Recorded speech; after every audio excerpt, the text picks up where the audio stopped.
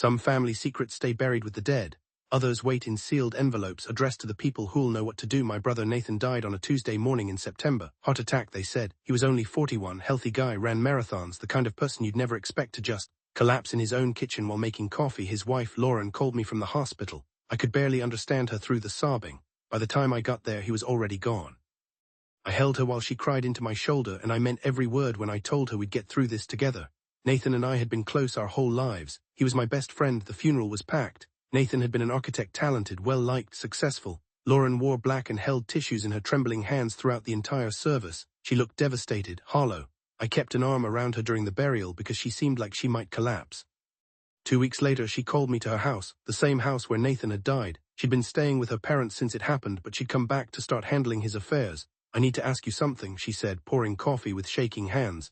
Nathan's will name's an executor, and it's you. Would you be willing to do it? I know it's a lot to ask, but I can't handle the legal stuff right now. I just can't. Of course I said yes. Nathan had trusted me with this responsibility, and Lauren needed support. The lawyer, a guy named Bernard who'd handled Nathan's estate planning, scheduled a meeting at his office for the following Monday. Standard procedure, Bernard explained when I arrived. We'll review the will, confirm the executor, and begin the probate process. Mrs. Patterson will be present as the primary beneficiary. Lauren arrived a few minutes after me. She looked exhausted, like she hadn't slept in days. Dark circles under her eyes, hair pulled back in a messy bun. She gave me a weak smile as she sat down. Bernard opened his briefcase and pulled out a thick document bound with a blue cover. This is Nathan's last will and testament executed 14 months ago. Let's begin. The first several pages was standard legal language about sound mind, revocations of previous wills, appointment of executor. That was me. Then came the asset distribution. The house went to Lauren. His retirement accounts, life insurance, savings, all to Lauren. His car, his personal effects, everything to Lauren. A small bequest to his college for a scholarship fund. Another to a local charity he'd supported. I read through it carefully, signing where Bernard indicated. Lauren sat quietly, occasionally wiping her eyes. Almost finished, Bernard said. Just a few more pages. I turned to page 11, more standard language about debts, taxes, final arrangements. My signature was already getting tired from all the witness lines. Then I flipped to page 12. The format changed completely. No more typed legal text. Instead, there was a handwritten note in Nathan's unmistakable scrawl taking up half the page. The date at the top was from 6 weeks before he died. My throat went dry as I read the first line. To my brother Kevin, if you're reading this, it means I'm dead and you need to know the truth. I froze. My eyes moved down the page mechanically, absorbing words that didn't seem real. Lauren has been poisoning me. I know how insane that sounds. I didn't believe it myself at first. Started noticing symptoms about 4 months ago: nausea, weakness, confusion. Doctors couldn't find anything. Then I got suspicious about my coffee. I started making my own at work instead of drinking what she prepared. Symptoms decreased. Started drinking her coffee again. Symptoms came back. My hands started shaking. I glanced up. Lauren was looking at her phone, completely unaware of what I was reading. Bernard was making notes on his tablet. The note continued. I sent samples of my hair and blood to a private lab. Results came back positive for small, consistent doses of antifreeze ethylene glycol, not enough to kill me quickly but enough to destroy my organs over time. The heart symptoms I've been having aren't natural. She's been doing this for months. My heart was pounding so hard I could hear it in my ears. I haven't confronted her because I don't know why she's doing it. Insurance money, another man. I needed time to gather evidence, talk to a lawyer, figure this out, but I'm running out of time. My body is failing. If you're reading this, I didn't make it. The note ended with, there's a safety deposit box at First National, box 847. Key is with Bernard. Inside is everything: lab results, documented symptoms, photos of bottles she hid. Kevin, please don't let her get away with this. You're the only one who can make this right. I'm sorry to put this on you.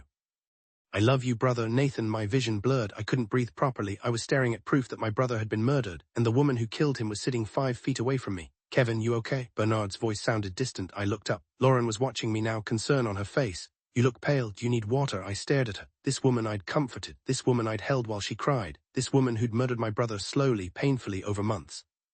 I'm fine, I managed. My voice sounded strange, just emotional, reading Nathan's words. I carefully turned to page 13, pretending to continue reviewing. My mind was racing. What was I supposed to do? Confront her right here? Call the police from the lawyer's office? Finish the meeting and gather the evidence first? Bernard was explaining something about tax documents. I wasn't listening. I mechanically signed where he pointed, nodded when he paused, but I wasn't present. I was in shock.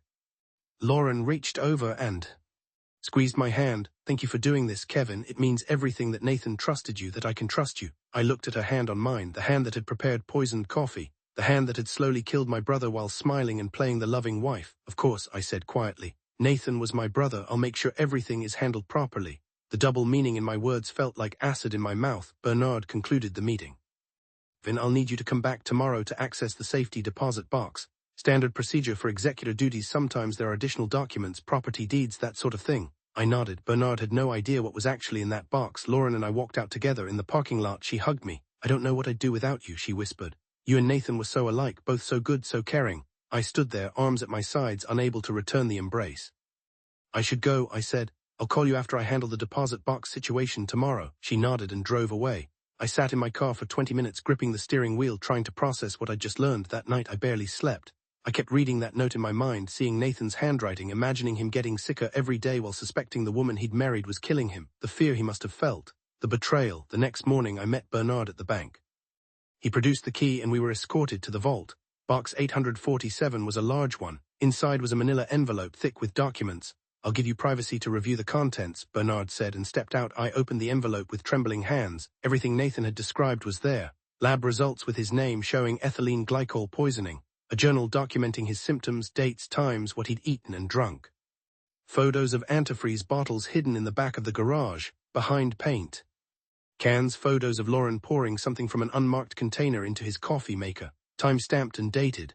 A letter from a toxicologist explaining how the poisoning would have worked, the timeline, the symptoms. My brother had built an entire case against his own wife. And then he died before he could use it. I photographed everything with my phone. Then I put it all back in the envelope and walked out. Everything in order? Bernard asked. Yes, I said.